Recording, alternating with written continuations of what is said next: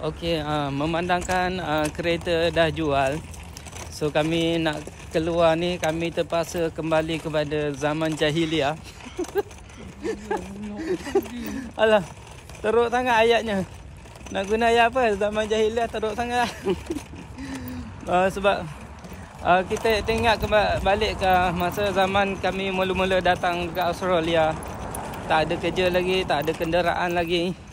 So pergi mana-mana pun naik basikal, pula jalan kaki je dulu.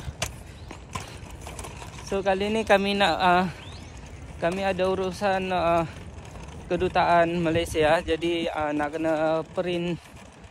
kena print file penting-penting.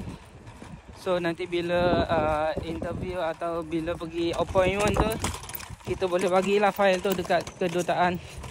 So senanglah kita nak balik. Jadi sekarang kita nak pergi ke Plaza Dandenong untuk photo state jap. Kita pergi bertemankan skuter je lah.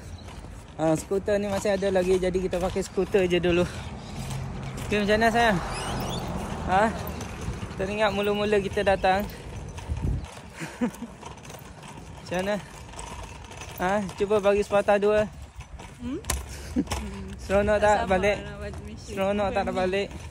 Seronok. Suka dia yang balik Seronok. Okey, jomlah kita pergi. Penat lah pula. Baru jalan kejap dah penat. Itulah hasil naik kereta je.